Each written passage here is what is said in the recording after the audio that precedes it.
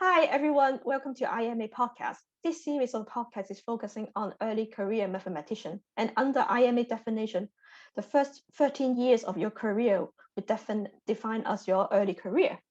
ECM committee have been formed for the last 2 decades, and we would like to take this chance to find out what the past committee have been up to, and also looking at the future and current generation of mathematician. To kick off this series, we are talking to this year newly elected chair, Nicholas. So welcome, Nicholas, to our podcast. How are you? I'm very well, thank you. So thank you for the introduction there, Karrie. So I'm Nicholas Brusby. I'm the newly elected chair of the Early Career Mathematicians Committee. I graduated in 2015 with my undergraduate bachelor's degree in mathematics, and 2016 with my MSc in applied mathematics. I work as, dirty word this, but as an engineer for Rolls-Royce PLC. However, I don't necessarily do engineering as such. I do a lot of mathematics as part of my job, developing new mathematical methods for conducting finite element analyses, for example, or statistical approximation methods. So to start with, let's say that to you, what does the word mathematician mean to you? To me, the word mathematician means someone who is interested in mathematics. You don't have to necessarily be the next, world-renowned mathematical professor to be a mathematician. Do you have a passion for mathematics? If so, that matters so much more to me than anything else. I think mathematics is a beautiful, beautiful subject in its own right. It underpins everything that, in the scientific world, in the universe. What it comes down to is maths, if you want to understand it. What I do on a daily basis, although it falls under the umbrella of engineering, is ultimately just mathematics. And where does the line get drawn between mathematician and engineer? I think they are two and the same. Anyone who does mathematics, has an interest in mathematics, or just a passion for mathematics is a mathematician. So even though, like you say, you're being an engineer as your job title, but you still call yourself mathematician, right? Yes. So do you think, because in your job, I assume there will be a lot of people who got like chartered engineer background, for example. So do you think that being a mathematician make you stand out or better for your job? I would say that there are benefits and drawbacks to being a mathematician in industry working as an engineer. The main benefit the way I think of it is someone who, a very intelligent person who worked for many years in industry as a mathematician, once said to me, in his mind, a mathematician is a specialist generalist, because we know an awful lot about theories, methods, capabilities that underpin a lot of other things, which means that we can turn our knowledge and our abilities to so many other things and so many other applications without much difficulty. Now, when I joined Rolls-Royce PLC, I joined on the graduate recruitment scheme, and I was the only non-engineer that I knew on the graduate recruitment scheme who was working as an engineer. Things that have held me back has, I would say, more stigma against non-engineers, against mathematicians, not necessarily my own ability. And I'm very pleased to say that Rolls-Royce as a company is very welcoming. They actually don't care if you are an engineer, a mathematician. What they are interested in is people from all STEM backgrounds. And a lot more companies within industry are open to the idea of, actually, you might be an engineering firm, you might be an IT firm, you might be a financial firm, but they are bothered about, do you have a background in STEM? And so I will say that actually, once I got past that initial stigma, when I joined the company, which was put on me by people who should have actually been there to support me, but thankfully those people who held me back aren't there anymore. The whole approach to welcoming graduates into the company has now changed. And I have to say that since I've entered into the full working world of the graduate recruitment scheme, my skills as a mathematician have really stood out against certain knowledge by other engineers, most notably statistics. I love statistics. I'm not the best statistician in the world, but I do actually just think it's a really interesting, beautiful part of mathematics. And it was something which I just considered a bit of a hobby of mine.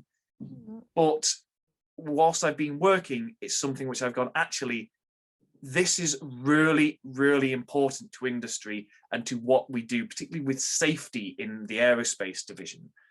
And that knowledge of statistics has allowed me to advance my career and gain extra responsibilities, which I otherwise wouldn't have had if I didn't have that knowledge. And compared to some of my colleagues who didn't have an understanding of that matter, they've not been able to have certain opportunities which I have had.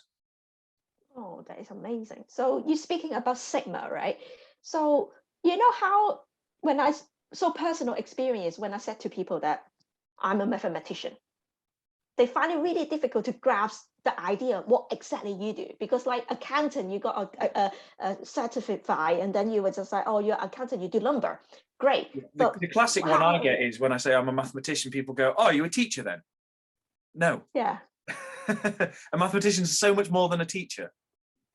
So do you think getting involved with ECM and IMA, you want to expand those Sigma or that, you know, misunderstanding of the society a bit more? Absolutely. I first became involved with the IMA just after I left university, having graduated in 2016. So when I actually said goodbye to university life, goodbye to that safe little bubble of everyone in the mathematics department, we liked playing various types of card games on a Friday evening instead of going out partying because, you know, we're mathematicians, we're slight geeks and whatnot.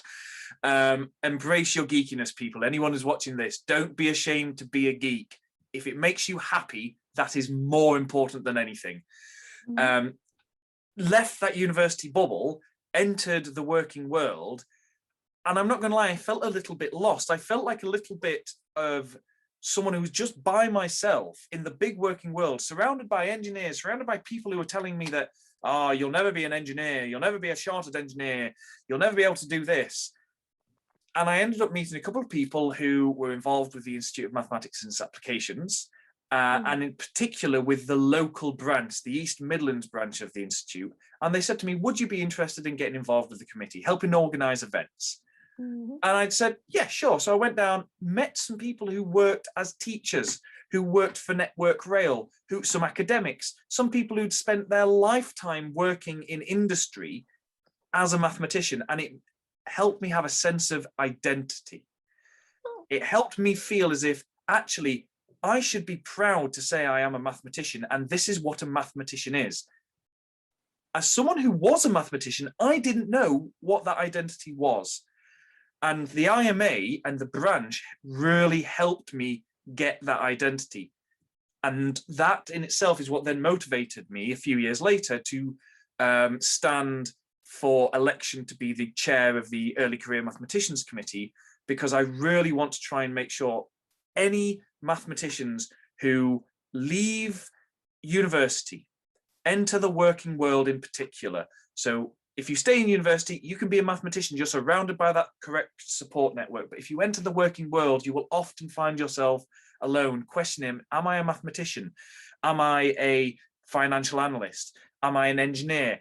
Am I an accountant? Whatever it might be. And I want to just make sure that there is a network of early career mathematicians that allow them to have a sense of belonging and a sense of identity. So you're speaking of standing in for ECM as a chair. What is your plan for this year then? So over the last few years, there's been some really good stuff done by previous chairs. Yep, you're one of them, Karrie, don't worry. Yep, anyone who's not aware, Karrie is one of the previous chairs of the Early Career Mathematicians Committee. If you like this interview, just wait until we interview her. It'll probably be the other way around in the chat. But there's been some really good work done. As Karrie said, it's been something that's been ongoing for around 2 decades now. And I believe the first early career mathematician chair was Naira Chamberlain, who Exactly. was the last, he's now no longer the president, but he was the previous president of the IMA. And it was set up with the idea of being able to help encourage early career mathematicians really have this sense of identity and community, and I want to carry that on. Previously, improvements have been made how communication is made with early career mathematicians by earlier committees. We don't just produce articles in Mathematics Today anymore. We're trying to make specific events for early career mathematicians that they're interested in. Networking events, career events, how you can expand your knowledge in a certain area if you want to, how you might want to develop your soft skills away from mathematics, various events like that, events for teachers. Now, my aim is that we've had this fantastic stuff start and we've started to gather some really good momentum. Edouard, our immediate past chair, led some exceptionally good events last year. I want to continue building on that.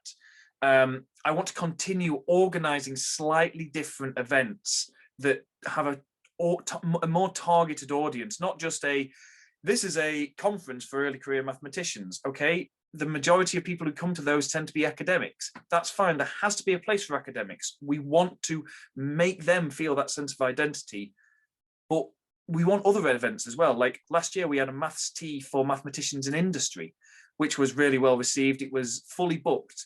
And I believe myself, Karrie, and Nathan Turner were the hosts of that. It was a really good discussion. We want to continue doing events like that. We want to continue with diversity events. We are seeing more women, more people from minority backgrounds go to university and study to be a mathematician. And we want to then continue. How can we keep this going in the right direction? We don't want it to go backwards. And I think one of the really, really big ones is ECM representation within the IMA. This is getting to a point whereby the voice of the early career mathematician is starting to be heard. We're having influence over decisions on the IMA main council. We can get extra funding to help early career mathematicians.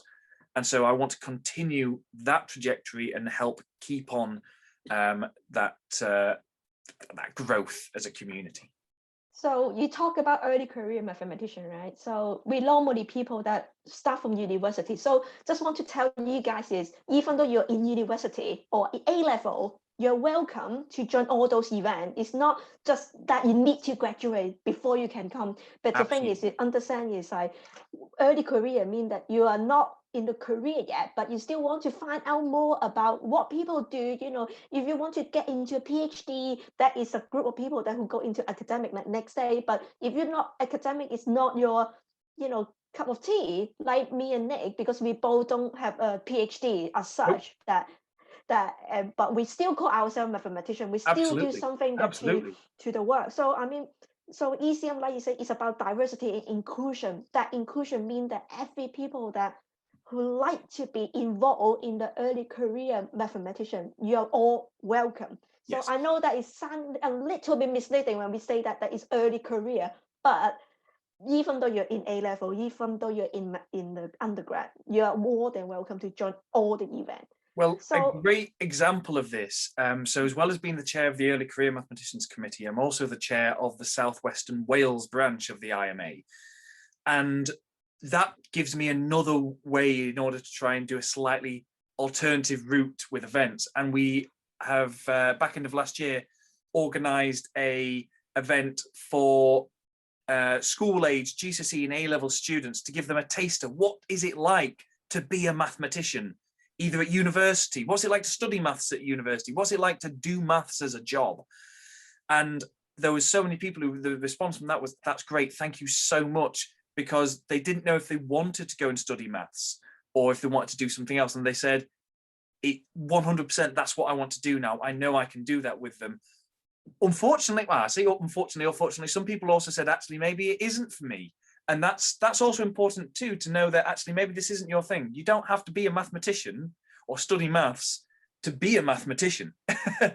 Hence why I said at the start, if you're just passionate about it, that's fine. So creating an open community where anyone who's interested in mathematics, who's, you know, early on trying to decide what they want to study or what they want to do for a career, that's the openness and the community that I want to try and continue on the trajectory of creating. Yes, indeed. So, okay, one last question before we go. So, what would your advice to the younger generation? I know we are older now, not wiser, Speak but for what is yourself, that? Karrie. I know I've got a receding hairline, but I'm not. I'm not quite 30 yet. Okay, yeah, but anyway, so what would your advice to the younger generation of mathematicians when they're looking for the very first job? I would say my advice depends on how old they are. If they are someone who's at GCSE or A level and they're thinking about studying maths, my main piece of advice is, if you enjoy it, do it. I don't think you can go wrong with studying mathematics at university. If it's something that you enjoy, you can go into pretty much any career that you can think of afterwards with a mathematics degree, if that's what you want to do, apart from maybe being a doctor. But I don't remember the last time a doctor started talking about differential equations with me. So, however, if you are a recent graduate, I'd say the most important thing is do something that interests you. If you enjoy what you do, whether it be, making coffee in a coffee shop, whether it be working in aerospace like myself, whether it be like Karrie, who's a freelance data analyst, mathematician, whatever you want to call it, it changes every time I speak to you. We enjoy what we do and it is fun. I truly love going to work, and it's not because of actually the application, it's because I love maths. I sometimes will sit for hours on an evening doing research into certain mathematical methods, not because I feel like I have to because it's my job, because I actually go, that really interests me. So my advice to new fresh-faced graduates is, if you're looking for a job, look for something that interests you. Don't necessarily look for something which you think will, pay well, or that you think will, oh, that's a good career that people will be proud of me for. The most important thing is, does it interest you? And if it does, exactly the same as my advice for students who are at college, at GCSE, if it interests you, follow it. And you know what? You will never have a bad day at work if you go, that was interesting, that. And there is so much more to life than just the paycheck. I have friends who I was at university with who have jobs that they absolutely hate, but they do because it pays them a lot of money. However, they have a really poor work-life balance. I have a job which I love.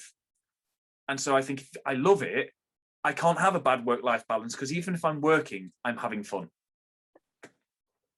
Cool. So thank you very much, Nicholas, for entertaining us for the half an hour about. And also, I would like to tell you guys that if you want to check out Nicholas' portfolio, you can go to the ECM website. And this year, ECM committee, all the profile will be there. Also, the historical committee also will be there too. So what you can do is you can look at our profile to figure out, is it something that you want to do? Or another website is mathcareer.co, or as well. You can look at, there's a lot of profile there about after maths graduate, what they do in the career. So feel free to contact ECM if you got any questions. So even though today Nick may not answer all your questions, or you got something that you would like to just ask, email to us. Hopefully we can help you or guide you to a direction that will give you a better sense of belonging or understanding. Absolutely. Any question is a good question. Every time. So if you have a question, this is what the ECM is about. If you want to know advice, 100%, fire an email off. It'll get to myself or someone on the ECM committee, and we will get back to you. The only other thing I'd just quickly say is, if you are somewhere and you're interested, look for your local branch. I'm based down in the Bristol area, the southwest. We have branches all over the country, in Scotland, East Midlands, West Midlands, Northwest, London. There might be one or two more, I can never remember them all, but have a look. And we organize so many events. Reach out to them. If you want to maybe try and get involved, reach out to them. They'd be more than happy on letting you get involved. Trust me. Yeah. So But yeah, that's been really good fun, Karrie. I look forward to when I interview you. Oh, God knows. Guys, thank you very much. And we see you later. And Yes. later. Thank you. Bye. Bye.